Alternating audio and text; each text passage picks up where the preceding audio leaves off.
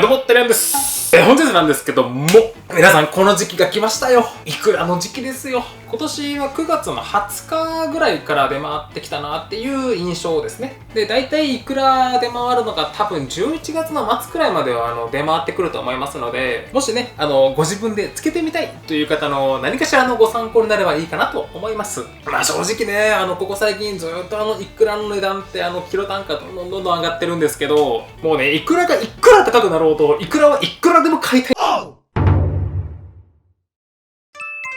谷崎監修おせち2026大好評役受付中。京鴨ぼんじり、湯治巻き、しぐれ煮、そしてウツボ。これまでこのチャンネルで本気で美味しいと思った料理や素材を一緒に詰め込んだ自慢のおせちでございます。数量には限りがございますので、ご予約はお早めに。以上では作っていきますよ。本日なんですけども、すじこということで、ここにいきなりすじこドーンでもいいんですけど、ちょっとまだね、冷蔵庫の中で冷やしておきたいので、先に漬け地、そういったものから作ってまいります。もう何年目だ？醤油漬け、透明醤油漬け、だし醤油漬け、だし醤油漬け、味噌漬け、多分6年目か7年目ぐらいなので、だんだんと固まってきましたね。今年はだし醤油漬けと、去年めっちゃ美味しかったので、味噌漬けもう一回いきます。この味噌の漬け床、ここがちょっと変わってるかもしれないです、去年と。ですので、まずはだし醤油漬けの漬け地、それから味噌の漬け地の漬け床、この2つを合わせてまいります。それでは今回のだし醤油漬けに使ってまいります調味料たちをせーの。こちらから清酒、みりん、薄口醤油、鰹節で、今回の分量がこちらから2対1対1対適量で、こちらの適量に関してはほんとお好みなんですけど、僕の感覚では1リットルに対して成人男性一発ワシッと掴んだ量。それで今回はだいたい2リッターくらい使うので、おそらくこれの3分の2くらい入れると思います。重さで言ったら50から 60g ぐらい入れると思います。で、こちらのお酒に関しては料理酒を使われると、料理酒ってちょっと税金の関係であれお酒として楽しめないように塩分入ってるんですよね。ですのでここを料理酒に置き換えるとかなりしょっぱくなっちゃうと思います。ですのでここは料理酒ではなくて必ず日本酒でお願いします。それではぴったり、地味に気持ちがいいやつで、こちらのみりんは便利な使い切りタイプ。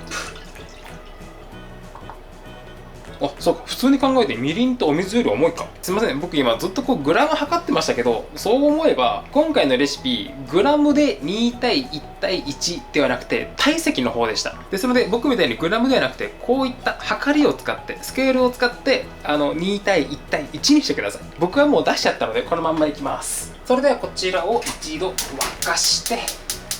もちろんこちらはお酒とみりんもう一緒くたにしてもらって沸かしてもらって大丈夫です。みりんはもうそろそろかな。よし、みりん OK で、初めから火をつけてね、これまでずーっと煮切ってましたけど、ある程度煮切ってこの青いた時に臭っギュンっていうこのアルコールの刺激臭がなくなってから火を近づける。こっちでも全然いいですからね。で、当然火を近づける時は引火するので、こんなにバッカバカ沸かしてると大惨事になりますんでね、火を弱めてから火を近づけてください。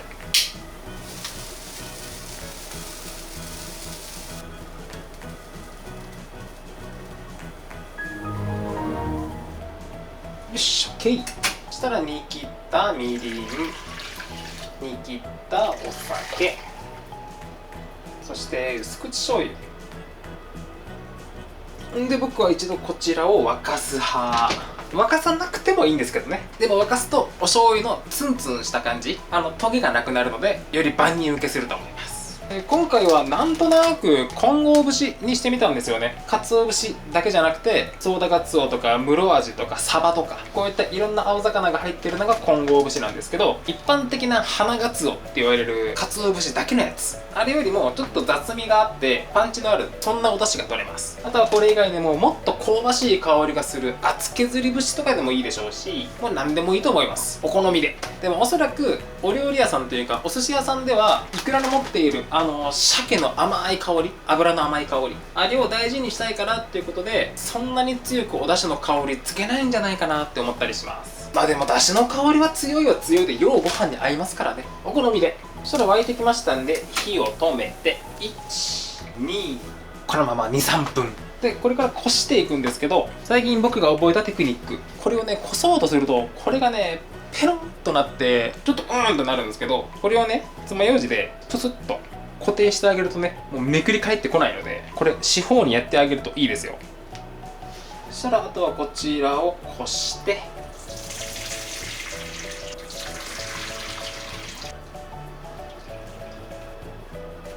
あとは自然に落ちてくるのを待っときましょう。はい、これでイクラの漬け地完成。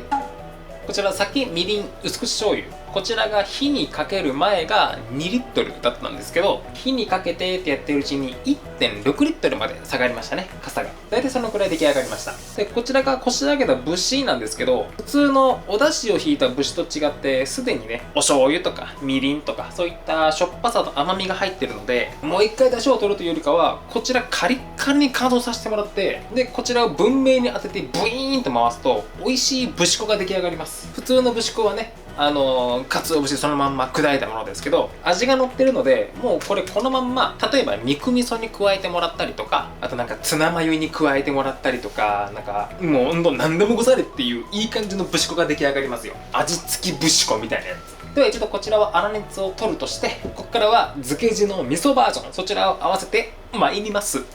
それで今回の味噌漬けに使っていきます調味料たちをせーの、こちらから白味噌、お酒、みりんで、今回の分量がこちらから10対1対3ですね。で本来これ実際はここがキログラムでこっちが体積なのでちょっとややこしいんですけど、正直全部もうグラムでやっちゃってもらっても多分そんなに変わんないと思います。こっちのイクラの漬け地、これも同じですけど、なのでこういった量りとかを使ってもらうともう早いと思います。一応今回こちらが 4kg ですんで 4kg 400cc1.2kg ですね。で実際のところイクラの醤油漬けってもうね、この白味噌だったりとか一般的なこういう茶色いお味噌、こういったものでもうそのまんま漬けてもらうのが多分一番メジャーかもしれないです。もうただお味噌で漬けるだけ、ね、僕もこの方法で漬けてみたんですけど、僕はねもうちょっと甘さがある方が好きでした。ですので今回はお酒とみりんを使って最強味噌にしてから漬けていこうかなと思います。で去年はここに卵の卵黄とお砂糖、そういったものを加えて湯煎でまとめて玉味噌って言われる、あとお酢を加えたら酢味噌ができますよっていう、そういった玉元で漬けていたんですけど、僕が玉味噌を使うか最強味噌を使うかっていうのは、そんなに塩分取ったら体に悪いかなっていう時は僕は玉味噌を作ります。そうじゃない時はもうこの最強味噌で僕いつもやるんですけど、去年ね玉味噌で漬けた時もうちょっと味濃くていいな、もっともっと漬けたいなっていうのをすごく感じたので、今回は最強味噌でいきます。で覚えておくと便利な比率、今回味噌、酒、みりん、これが10対1対3なんですけど、これはみりんを使うのでお魚用です。サワラの西京焼きとかタラの西京焼きとかそういったものにもってこいの比率なんですけど、これが鶏肉の西京焼き、豚肉の西京焼き、そういったお肉になるとここがみりんではなくてお肉なのでお砂糖に変わります。こちらから10対4対4です。これもグラムです。お肉関係はトシちゃんの西京焼きって覚えると楽ですよ。ではこちらがサワラの西京焼きとか後で焼き上げますよっていう時はもう多分ねみりんとかお酒のアルコール飛ばさなくてもいいと思うんですけど、今回イクラなのでもう生でいただくので、この後アルコール臭いイクラに仕上がらないようにこちらをちょっと煮切っていきます。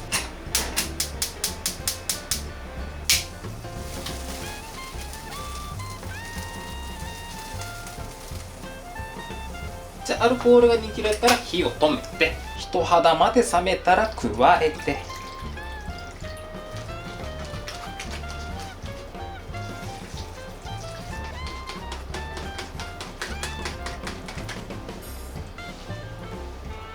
ちょっと緩いかなーっていう気はするけど、まあいいでしょう。もうちょっと煮詰めてもよかったかな。もしくはちょっと白味噌を加えてもらったりとかねしてもいいかもしれんですけど、まあとりあえずこれでいきましょう。むしろこんだけ緩いと多分つけやすいと思いますんでね。続いてが今回ガリを使っていきますので、ガリというか新生姜の甘酢漬け、こちらを仕込んでまいります。で今はもう栽培技術も上がってきてるので、もう結構年がら年中新生姜は出ているのかな、なんかそんなイメージありますけど、基本的には6月から8月ぐらいかな、僕のイメージは。その時に1年分ぐらいまとめて作っておくと結構便利ですよ。でこちらの新生姜を選ぶ時、僕のおすすめはこういうピンクの部分、こういったものがついているものを僕はおすすめします。っていうのが、ここのピンクの部分があることでこういう風にちょっとピンクっぽく浸かるんですよね。ですのでこういったピンクの部分はこういう風にドスンと落としてもらうか、ちょっとここでドンと落とすのはもったいないなっていうことであれば、こういう風に剥いてもらうといいかなと思います。こちらも後ほど一緒につけていきますね。そうしたらこういうちょっと見た目悪そうだなっていうところはちょっと削いでもらって、でこちらの皮剥く時もね、有名な話ですけど、こういう風にスプーンでこそいでもらってもいいですし、正直皮があったからといってそんなにこうまずくなるってことはないので、いっちゃん早いのはたわしでゴシゴシ、こういう風に秒で終わります。そうしましたらこちらを薄くもうスライスする方法もあるんですけど、僕が最近ハマってるのはこのくらいの大きさならもうこのまんまで OK です。ちょっと太いもの、大きいものに関しては、はい、縦半分。そしたらこちらをお鍋に加えて、ここにお水、こっちのピンクの先端はまだです。そしたらこちらを火にかけて、もう沸くまではあらかた火加減強くてもいいんですけど、沸いてきたら弱火に落として、今回の生姜のうち一番小さいこの子だけ10分ぐらいで、他の子たちは全部15分です。弱火でコトコトちょっと下茹でしていきます。ではこの間にガリをつけていく甘酢、こちらを合わせていきますので、せーの。こちらから米酢、お砂糖、お塩で、今回の分量がこちらから 200g、100g、10gで、一応こちらを基準に考えていただいて、で僕なんかはちょっと甘め、それから塩分しっかりめが好きだったりするので、実際ここ200、110と言いながら、これ 120g、ここ 11g 入ってます。でこのガリの付け方もほんとお店によってまちまちで、今これ米酢、実際にはこの千鳥酢なんですけど、今ここに千鳥酢が 200g 入ってますけど、お店によっては千鳥酢を100に対して昆布だしが100入ってたり、米酢100に対してこの茹で汁が100入ったりします。ほんとお店によってまちまちなんですよね。で僕個人的にはガリそのまんまボリボリっと食べてもらって、それでお酒が飲めるくらいちょっとしっかりめの味が好きだったりするので、僕のは結構酸っぱく甘くしょっぱいです。皆さんのお好みに合わせて作られてください。そしたらもうあとはこれを全部混ぜるだけです。混ぜるべい。でもし溶きにくかったら一度これお鍋に加えてちょっと火にかけてくださいね。完全に溶けるとこの白く濁っているこのお酢が、はい、こういう風に透き通ってきますのでね。それは10分経ったので、このちっちゃい子おちびちゃんだけ回収っていうかおかあげですね。で今回ほんのちょびっとしか作らないんですけど、例えばこれを1年分ぐらいまとめていっぱい作るよという時は、この湯がいたお汁、こちらお風呂にザバーッと入れてもらうとすっごくいい香りのする生姜湯になりますんでね、そういう使い方もいいかなと思います。そしたらこちらあともう少しで15分経つので、最後残り10秒くらいこれをチャパン。こちら火を通すというより僕の感覚、表面の殺菌ぐらいの感覚です。はい、もう OK で、生姜たちも OK で、こうやってざるにあげておくと湯気という名の余分な水分が飛ぶので、しっかりとお湯を切ったら密閉できる容器にポポポポーン。当然このピンクの先端たちも、あとは甘酢を加えて、でどうしても生姜プカプカ浮いてくるので、ここでキッチンペーパー、これで上から蓋をして、であとは冷蔵庫でつけるだけ。今こういうね黄金色をしてますけど、だんだんちょっとピンクっぽくなってくると思います。こっちはね正直ピンクの部分がほんのちょこっとしかなくて、あんまりピンク色じゃないんですけど、今回ね結構いっぱいピンクの部分入れたので、もっともっとピンクになると思います。それこそ岩下の新生姜ぐらい。食べ頃はそうね2日後ぐらいですね。てかもうしゃらくさいから一緒につけちゃおう。使ってるやつと使ってないやつもう色でねすぐ判別できますんでね。でこちら冷蔵庫で待機。それでは大変長らくお待たせしました。本日のメイン食材の登場です。はい、生すじこで、こちら2段になっているので、こちらで今合計 11kg 分ですね。これ1つが 1kg っていう感じです。で今回のすじこも毎年恒例のいつものメーカーさんです。で今年のイクラの相場がメーカーさんによっても多少上下するんですけど、だいたいキロあたり1万4000円から1万7000円1万8000円くらい。去年もだいたいこのくらい1万5000円くらいだったので、今年めっちゃ上がってるかって言われたらまあ例年通りっていう感じだと思います。昔はねキロあたり9800円とか9000円くらいだったんですけどね、それだけ海洋資源が大切ということで。はいどうも、編集途中のてにゃんです。イクラの相場に関してなんですけども、今回の撮影で使用したイクラ、注文日が9月の28日です。その9月28日当時は、キロ単価1万7000円ぐらいだったんですけど、今楽天市場 Amazon の方で確認したところ、現在ですねキロ単価3万円ぐらいまで上がってます。冒頭でイクラはいくら値上がりしてもいくらでも買いたいって言ってたんですけど、多分今年はもう買わないかな。さすがに高すぎますね。で見たところ Amazon よりも楽天市場の方で商品は充実していましたんで、もし今年イクラつけたいわっていう方は Amazon ではなくて楽天市場の方がいろいろと選べるかと思います。以上業務連絡でございました。で一応申し添えておきますと、やっぱお店、それこそお寿司屋さんとかね、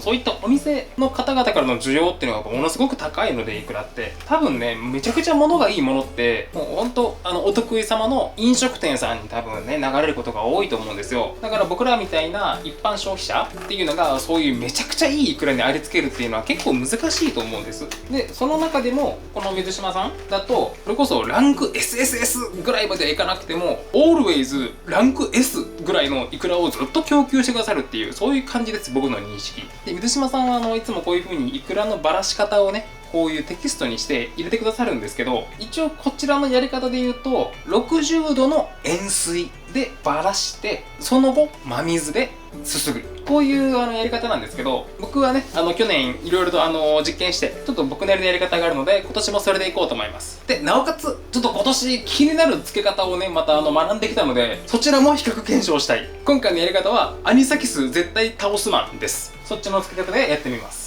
ではすぐに終わる味噌漬け、こちらからやっていきます。今こちらにあるのがだいたい40度くらいのぬるま湯ですね。本来アニサキスとかをケアするんであればここ70度にしたいんですけど、というかむしろいくらで温度が下がる分も考慮して80度くらいは欲しいんですけど、その中で手を突っ込むとあっちっちになるので、一応今40度です。でこの後イクラを洗っていくんですけど、イクラ真水に触れると皮硬くなりますので、ここでお塩、塩分濃度はそんなに気にしてないです。だいたい今 0.7% とかそのくらいかなと思います。でイクラの味噌漬けはこの膜を全部取ってバラバラの、それこそイクラの状態にしてから漬けるやり方もあったりするんですよ。ただ個人的には味噌漬けはこの膜がもっちもちになって、それこそねわらび餅あんな感じでもっちもちになった皮が美味しいので、僕は皮付きのままこのまんま漬けることをおすすめします。で漬けるにあたってこの状態で漬けるとなかなか中までね味噌が浸透していかないので、これを一度ベリッと、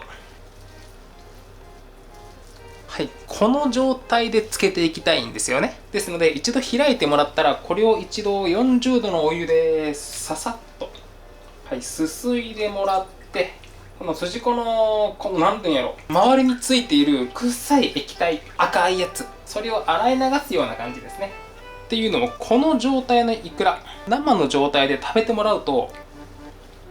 イクラの持っているこの鮭特有のこの香り、油の香り、それも香ってくるんですけど、なんかね口の中をねギュッとするようなね、このなんて言うんだろう、渋みというかえぐみというか、なんかイガイガしたものが残るんです、口の中に。それがねこのさっとゆすいであげるとそれがなくなるので、まずは一旦お掃除ですね。ちなみに僕は今普通に生で食いましたけど、あまりおすすめしないです。超塩ビブリオだったりね、アニサキスだったりがいるのでね、必ず洗ってから食べましょう。で一応これ冷水で洗っていない理由なんですけど、冷水で洗うと油脂分が溶けないので、もっとパキッとした状態でね洗えるんですけど、そうなってくるとこのイクラの粒の間にいるアニサキスがなんか流れにくい気がして、それがはい、ぬるま湯で洗ってあげると、というかお風呂ぐらいで洗ってあげると、こういう風にダランダランになるので、なんかアニサキス流れていきやすそうでしょ。一応そういう理由です。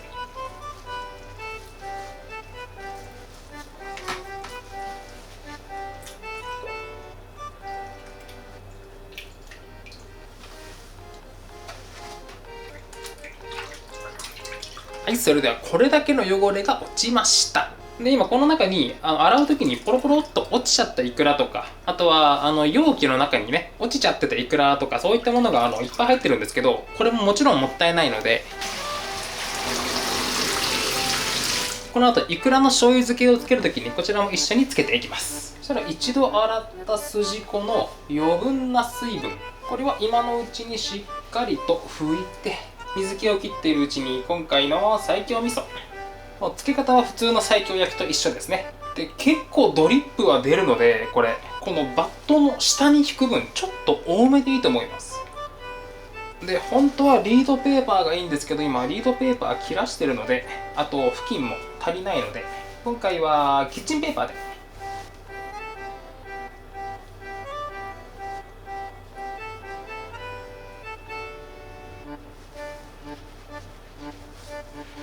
あとはまた上から西京味噌。やっぱお味噌そのままでやるより、こういう西京味噌にした方がお味噌が緩いのでつけやすいですね。結構おすすめです。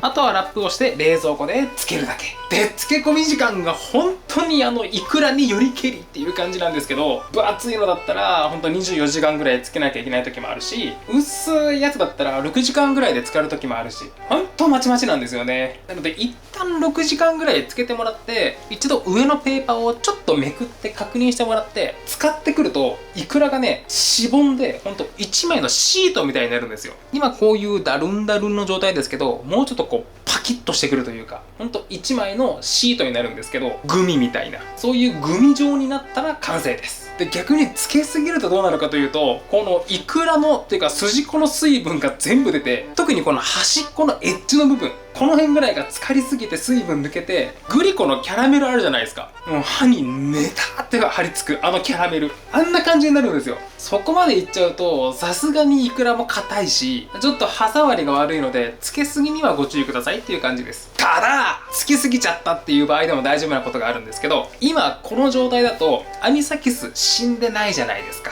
たかだか40度ぐらいのお湯で洗って流れ落ちる分はいいですけど、多分ねまだまだ普通にいようと思えば入れるんですよね、この中に。ですので一度こちらが使ったら、一度このお味噌外してもらって、ジップロックなんかに入れて一度冷凍してあげてください。そうすると冷凍24時間でアニサキスはね死滅するので、こうなってしまえばもうこちらのもんです。ちなみにこれ去年作ったやつですね。で、こちらを冷蔵庫なり流水解凍なりすると結構ドリップ出ます。ドリップが出るので、たとえキャラメルになったとしてもこのドリップで戻ってきます。ですんでつけすぎちゃっても大丈夫です。冷凍すれば。以上、谷崎からのお知らせでした。とはいえ今のは端っこのエッジの部分がキャラメルっぽくなっちゃったっていう時の話であって、これ全部がカッチカチになったらさすがにもう戻らないと思うので、つけすぎにはご注意くださいね。はい、これにて味噌漬け終わり。ではここからが一般的なイクラのだし醤油漬け。こちらはいつも通りですね。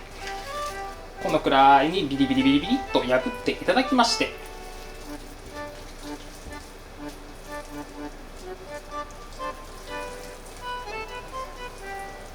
でここから70度の塩水を作っていくんですけど、もしめんどくさければここにお塩わっさーっと入れてくださいね。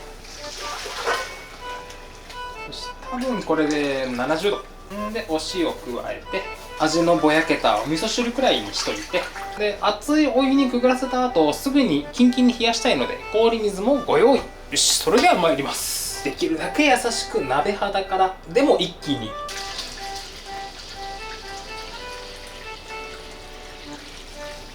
加えたら菜箸でぐるぐる。これが楽しい。時計回りにしたり半時計回りにしたりすると皮がねドゥルンと抜けますんでね、これが気持ちいいよね。3つもこの時期ならではのレジャーって感じで、もちろんこうやって手でやってもらっても全然構わないですからね。僕が菜箸ぐるぐるしてるのは量が量だからです。飲食店の仕込みみたいな量やってるので、これやるとね終わらないので、僕は菜箸で回します。そしたら一度こちらはお湯を捨てて、はい、キンキンの塩水、これを間髪入れずにダバー。そしたら例年のごとくこの鍵爪状の指をボウルの底に這わせて、せーの、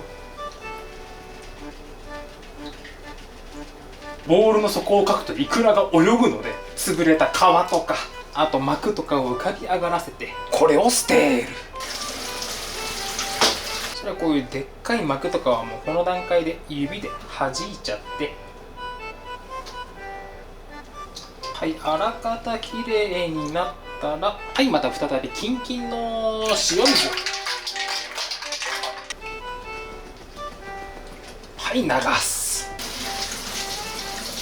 でここでこれを何回やるか問題がね生じてくるんですけど、これ真水でやってる時はなんかやるごとにどんどん硬くなってる印象があったんですけど、これ今塩水でやってるので正直何回やってもそんなに硬くなってないと思います。なので気が済むまでやってもらって構わないと思います。僕大体10回くらいこれやりますね。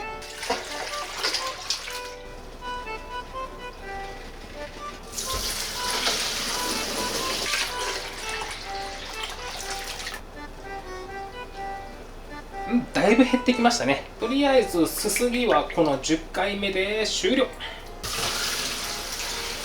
一応これで破れた皮とか膜とかは結構お掃除が済んだんですけど、これだけ10回もガチャガチャして水バーン流してたらアニサキスも流れているだろうと思うでしょ。でもこれまで流れていたのって皮とか膜とか中身が詰まっていない軽いものだけが浮いてくるんですよ。それ以外のこういった身が詰まったイクラは下に沈殿するんですよね。ということは当然生き物として詰まっているアニサキスも下に沈殿するんですよ。だからいくら流したとてアニサキスは基本流れないと思ってもらった方がいいと思います。ですので今年の谷崎はここが違う。はい、再び冷たい塩水をたっぷりと作っていただきまして、はい、ダバー。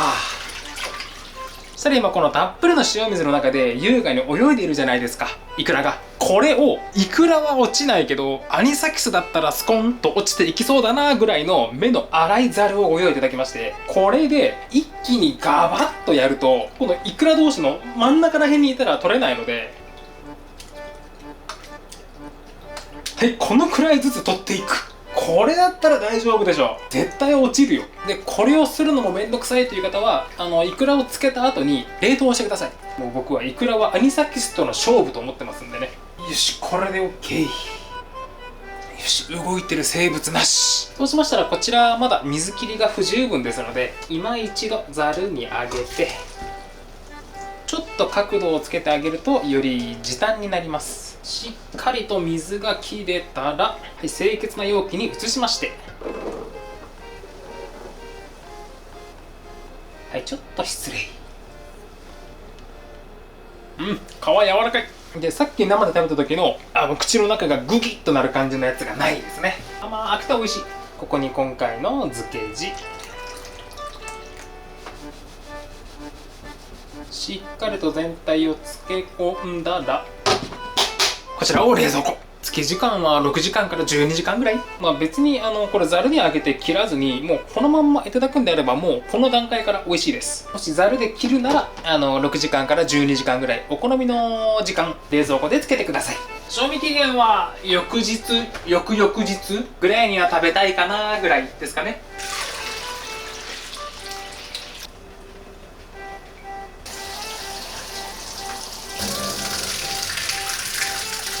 でこちら残り3キロ分なんですけど、さすがに一遍では食べきれないのでこちらは冷凍します。冷凍するのでさっき一生懸命やってたアニサキス落としあれはしてないです。でこれは雑談ですけども、こちらさっきのやつよりも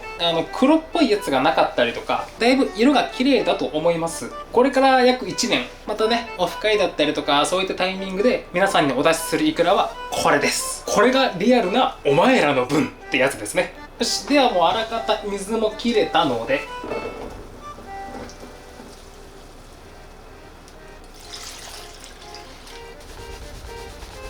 はい、これで OK。でこちら冷凍する際なんですけど、一度使ったらこちらをざるに上げてもらって、でこれいっぺんにやると毎回溶かしてもう一回冷凍して溶かして冷凍してになっちゃうんで、こういう使いやすいサイズに小分けして冷凍するといいと思います。で冷凍すると必ずイクラちょっとペニョンと潰れるんですよね。今パンパンに張ってるんですけど、ただしぼんでも解凍後に今回のだし醤油もう一回作ってもらって、もう一度漬け直してもらうともう一回パンパンに膨らみます。ちょっと面倒かとは思いますけども、冷凍する際のご参考になればと思います。はい、次で、こっからですね、ちょっとつけてみたいやり方がありまして、それがね、僕が普段勉強させてもらってるお店のやり方なんですけど、やっぱお店ってね、アニサキスの被害出すわけにいかないじゃないですか。なので、確実にアニサキス倒すマンなんですけど、初めこの付け方聞いた時、うせえやんと思いましたもん。まず、ここまで一緒。どうしようかな。2腹ぐらいいこうかな。そうしたらここに、はい、80度から90度のお湯、もう指なんか突っ込めないくらい熱いです。これをはいダバーんでかき回して、そしたら皮が取れたので、これをざるに切って一気に温度を冷めると皮が硬くなるんですって。なのでできるだけ温度を急激に変えないようにお水ちょろちょろ、こうやってバラすやり方らしいです。確かにこれだとアニサキスって70度でもう1コロなんですよ。ただ60度だと1分加熱っていう感じなんですね。でどうしても70度のお湯をバッサーンと加えてもイクラが冷たいので、アニサキスってね、そんなすぐには死なないんですけど、これだったら確実に80度以上ありますもんね、お湯の中。それは旬コロだわ。ただ僕が今思ってるのは、さすがに90度は高すぎるんじゃないかな、皮硬くなんないかなっていうのと、これ真水を使うのでやっぱ皮硬くなるよなーってちょっと思ったりしてます。とりあえず温度が一肌程度まで冷めるまでしばらく溶き飛ばし。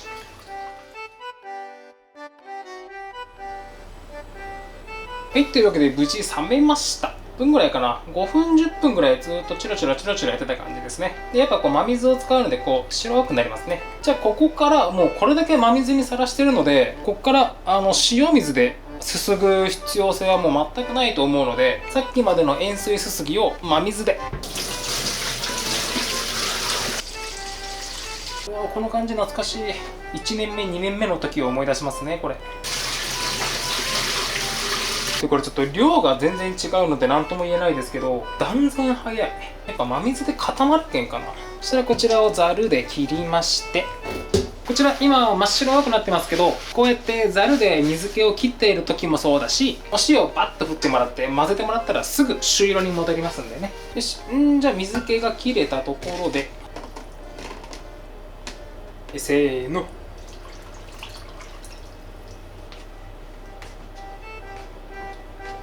はい、一気に綺麗なルージュ色に。まだ真水に当ててたのでちょっとしぼんでる感があるので、しっかりとお出汁を吸わせてから試食といきましょうか。じゃあこちらも冷蔵庫でつけるだけ。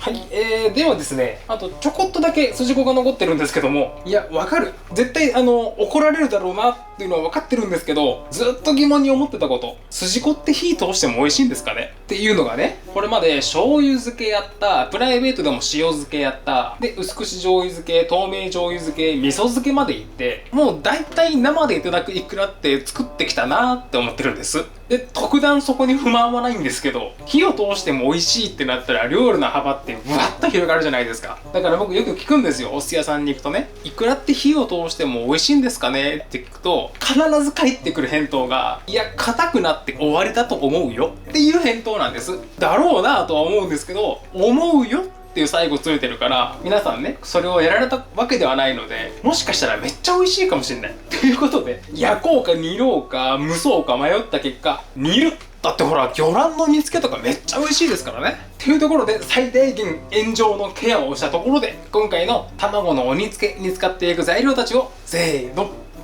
こちらから水、お酒、濃い口醤油、みりん、お砂糖で、今回の分量がこちらから 400cc、200cc、60cc、60g。 ちょっと cc とグラムがね混在して申し訳ないんですけど、これが一応白身魚によく合う煮だれの比率ですね。で、今回炊くのが筋子なので、卵を炊く粗炊き、そちらのもうちょっとパンチの強い、そして甘みの強い煮だれにしようと思ったんですけど、なんとなく、そしたらフライパンに全部の調味料を加えて、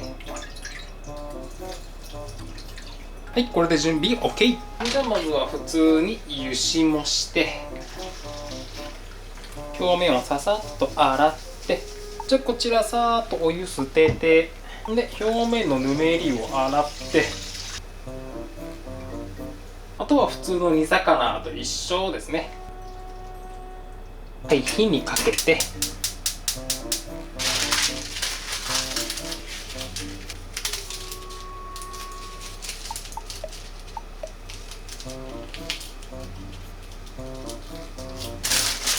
はい、沸いたところに落とし蓋。これでうまいこと煮汁が対流して筋子に煮汁が当たってくれますのでね。うわ、なんかすんごい泡出てきた。よし、これでコトコトコトコト10分間。いや、やっぱ筋子がでかいんで15分。よし、一応煮えた。見た目0点。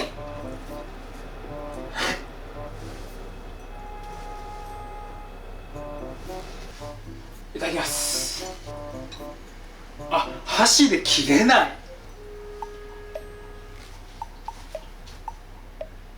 ハリボーグミかポーラグミぐらいの弾力と、いくら一粒一粒がポソポソする。でも煮汁がめちゃくちゃ美味しいので汁だけ飲んでたい。食べたことないですけど、シャーペンの先端のここにちょんってあるちっちゃな消しゴム、あれを食べたらこんな感じなんだろうなと思います。美味しいか美味しくないかで言われたら美味しくはない。でちょっと面白いなと思ったのが、筋子を包んでるこの膜がもっとしっこ魚の胃袋みたいな、ああいうしこしこ食感が生まれるんかなと思ったら食感ないですね。まあでも今空腹なので全然いけるわ。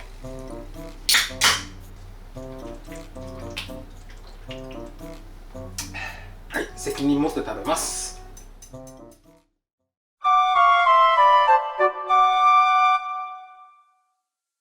はい、おはようございます。ほぼほぼ丸24時間ですね。で、まずこちらが味噌漬け。ちょっとこれ伝わるかわかんないんですけど、ちょっとこのペタッとしたの分かりますかね。平べったくシート状になったというか、だいぶカチッと締まってますね。ちょっとこちらちぎって食べていただいて、味がいい感じに決まってれば OK です。はい、こういったジップロックなんかに入れて冷凍庫でカッキンコッキンに24時間以上。はい、行ってきます。というわけで、あれから2日ほど経過いたしました。こちらの味噌漬けに関しては、カッキンコッキンで24時間からの冷蔵庫解凍が今終わったところですね。で、こちらのだし醤油漬けに関しては、不必要なほど長く漬けておきました。そしたらこちらはざるにあげて、しっかりと漬け地を切ったところで、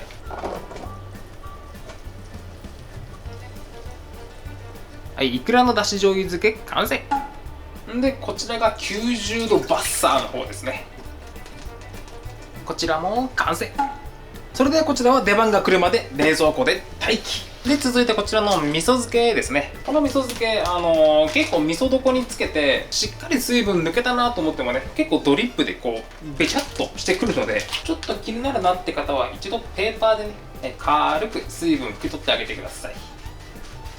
で、もしこの時この一粒一粒がちょっとペチョッと潰れてればいいんですよ。これ今全ての粒が一粒一粒ちょっとしぼんでるんですね。でもって明らかにこうシート状になってねっとりとしてるんですけど、この状態が一番美味しい状態だと僕は思います。でも冷凍してみて意外とこう一粒一粒がパッツンパッツンしてて、あんまり使ってないなっていう時はそこではい失敗ではなくて、この状態からもう一回つけてあげてください。で、つけて一晩とか、まあ大体6時間ぐらいつければ水分いい感じに抜けてきますので、疲れが甘いなっていう時はもう一回つけるか、もうつけるのめんどくさいわっていう時はこのまんまいただくんではなくて、この筋子をこの西京味噌につけながらいただくのも美味しいです。それはそれで粒感というかね、フレッシュ感があって、フレッシュ感というかレア感かな、それはそれで美味しいです。皆さんのお好みに合わせて。で、こちら包丁でカットしてもらってもいいんですけど、これ包丁でカットすると結構ね、よいしょ、はい、こういう感じで粒もいっぱい切っちゃうので、僕のおすすめはハサミです。こっちの方が粒をあまり傷つけずに済むので、ハサミを使って一口大に。うわ、こことかめっちゃ美味しそう。で、本来はここに菊の花弁とか、あとほじそとかをね、散らすと綺麗なんですけど、ちょっと今日持ち合わせがないので、もうだんだん寒くもなってきたので、柚子。は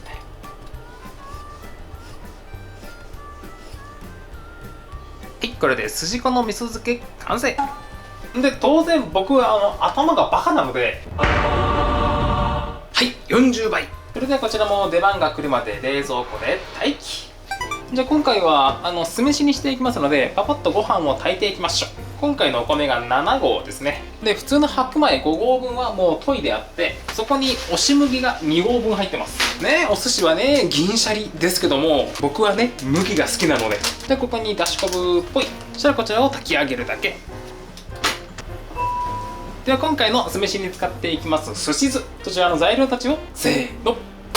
こちらから米酢、赤酢、三温糖、お塩で、今回の分量がこちらから 300g、75g、150g、34g、 お米1合につき混ぜ合わせたものを 70g っていう配分です。こちらは先日のエビの握りを作った時と同じ比率ですね。で、こちらをお鍋に全部ぶち込んで、で火にかけて、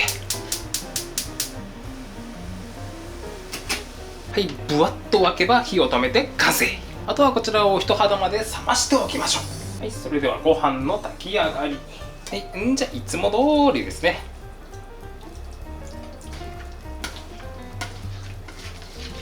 まずは全体にお酢回して、ご飯粒は潰さず、でもご飯の塊はほぐしつつ、そしたら一旦全部よせーの。桶の肌を使ってほぐしつつ広げて、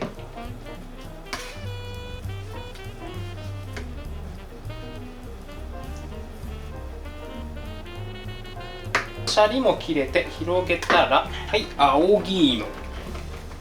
余分な水分飛ばしのめくりの再度青ギーのこれにて完成。そしたらあとはこちらをお茶碗へ。ではあとは濡れ布巾をかぶせて、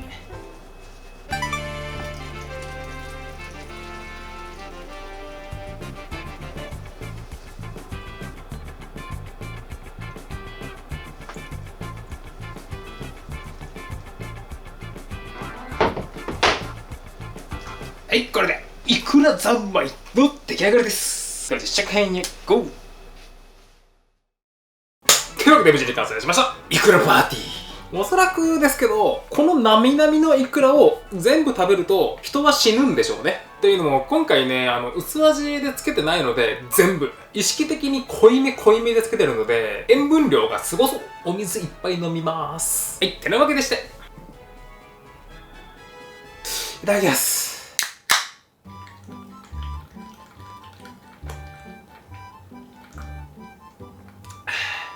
キンキン、体感温度マイナス1度。じゃあ早速いただいていきましょうか。まずね、食べ比べからいきたい。まずはこちら。去年と同じく60度洗いからの塩水すすぎ。一切真水を使ってないやつですね。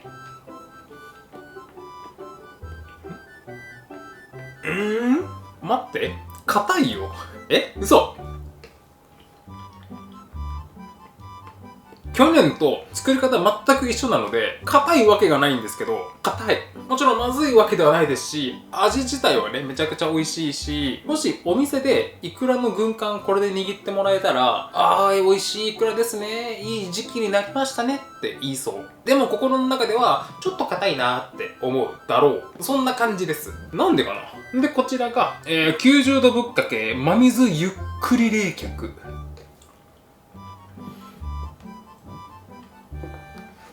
待って、めっちゃうまいんだが。待って、なんで？去年つけたイクラの70度ぶっかけ塩水ゆすぎでつけた時にめちゃくちゃ柔らかく出来上がった、この作り方一番いいじゃないですかって言った柔らかさ。待って、なんで？っていうのがですね、これね、今回僕イクラ11キロ調理場にあったじゃないですか。すんごい切り悪いなと思ったと思うんですけど、もともと12キロで購入してて、そのうちの1キロは、すいません。あらかじめ、これ試作を作ってたんですよ。もし全くね、差が出なかったら動画的には面白くないから、多少差が出るかなと思って、一応試作は作ったんです。試作の時は、真水を使わないこっちの方が柔らかく仕上がって、真水でゆっくり冷却していくこっちの方がちょっと硬さが出たんですよ。と言ってもあれですよ。硬くて美味しくないとかそういうレベルの硬さじゃなくて、確かに皮こっちの方が強く感じるねくらいの、そのくらいの差が出たんですよ。じゃあ動画的にもいい感じにまとまりそうやな。よし、作ろうと思って作ってみたら、こっちの方が皮パッツンパッツンっていうね、試作と真逆のことが起きました。だからおそらくですけど、イクラの個体差がこれ出たんじゃないかなと思うんですよね。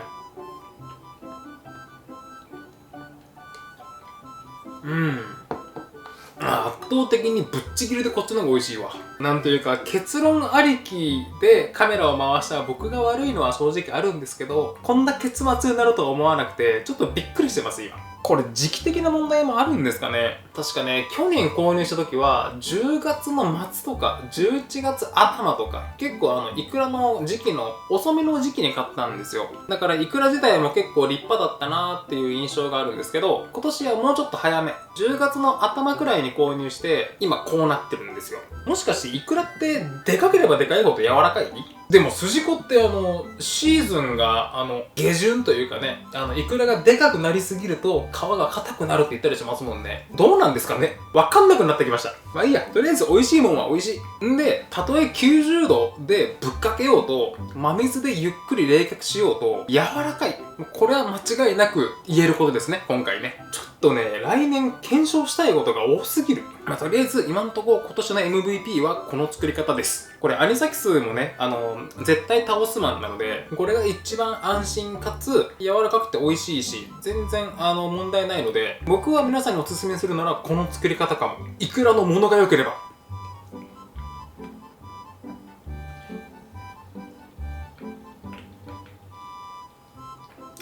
はい、そうしたら白米でもね良かったんですけど、今日はなんとなく酢飯というか麦飯の酢飯って美味しいんだろうか。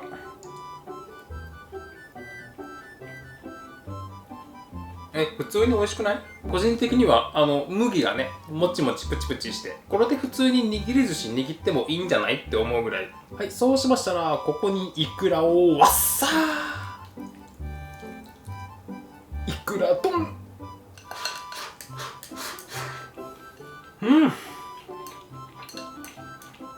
そりゃうまいよね。まあでも正直ビールよりもあったかいお味噌汁が欲しい。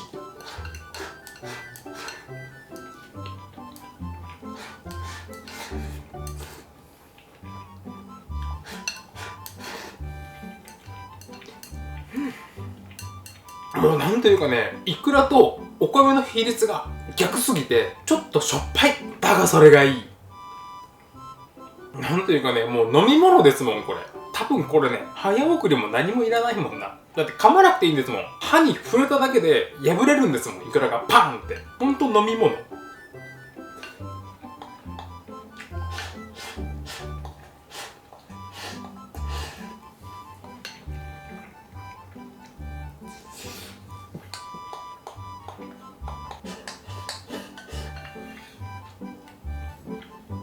一瞬。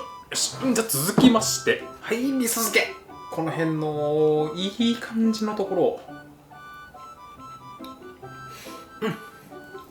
優勝。やっぱ僕味噌漬けが好きだな。なんていうかね、もうほんと皮がわらび餅ぐらいこうもっちりねっとりしてて、んで醤油漬けってイクラが出汁をね吸ってパンパンになりますけど、逆に味噌漬けってイクラがしぼむじゃないですか。だからなんというかね、旨味が濃くなってるようなそういう印象があるんですよね。よりまったりするというか、これはうまいわ。いや本当はね、今年はこちらの味噌漬けで握りをね握ろうと思ってたんですけど、ちょっとねめんどくさいなと思って酢飯と一緒に食べちゃえばほぼお寿司。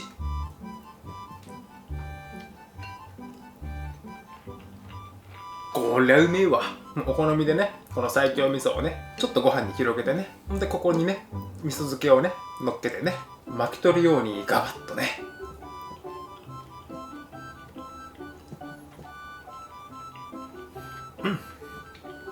僕はめっちゃ好きです。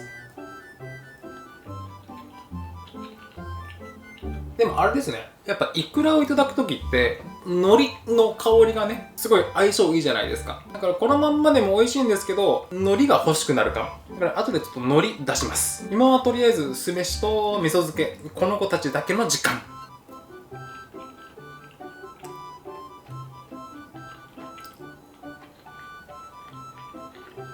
そんでもってちょっと今もうお腹ペッコペコなので、ちょっと食事に集中させてください。てなわけで食没。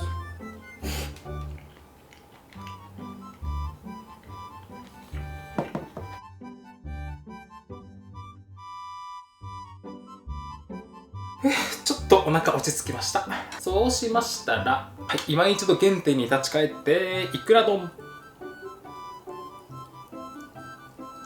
はい、いくらもりもりですね。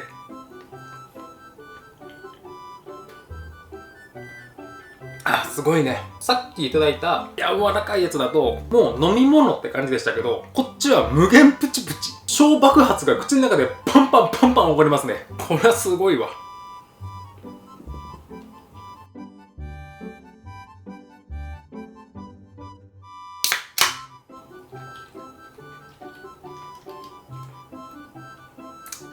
よし、ではここからはよいしょ、はい、海苔。あとはこの海苔に今回の酢飯で味噌漬け乗っけて、あとはもうこうですよ。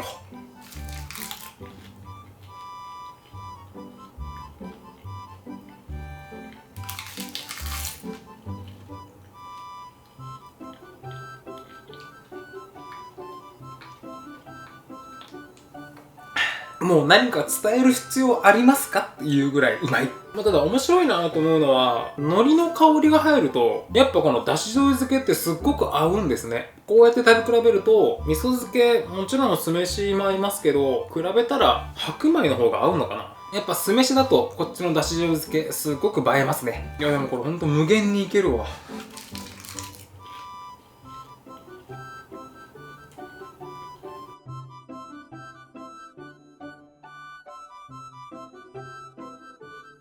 ではこれにて味噌漬けラスト。は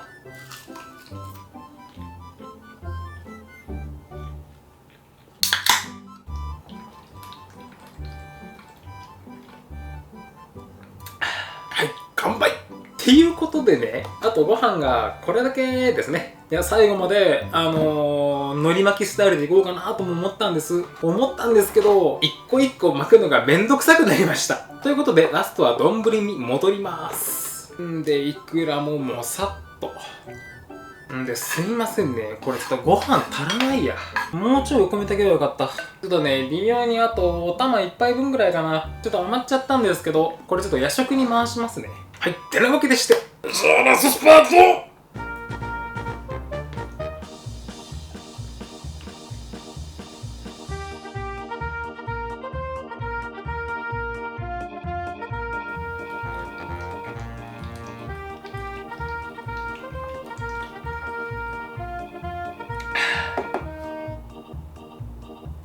ごちそうさまでした。いやーうまかったね。やっぱイクラはいついかなる時もやっぱ人を幸せにしてくれますね。ちょっと今回はね予想の斜め上ぐらいをいかれちゃいましたけど、今年はね思ったほど僕好みのイクラというか皮の柔らかいイクラにはねちょっと仕上げきれなかったんですけど、それでもですね美味しかった。で今回味噌漬けに関してはまだ冷蔵庫の中にたっぷり残ってるのと、であと今後まばらにこうお出しする用のイクラ、それも3キロぐらいね冷蔵庫の中に残ってるので、とりあえずは今年1年っていうかまた1年イクラと共に過ごせそうですね。もしかしたらもう12キロ買うかもしれんですけど、で今年のイクラもね去年と同様なかなかいいお値段しますんで、そんなポンポンポンポン買えるもんではないかもしれませんけども、もしご機会がありましたらぜひっていうところかな。ではまた次の動画でお会いしましょう。ではバイバイ。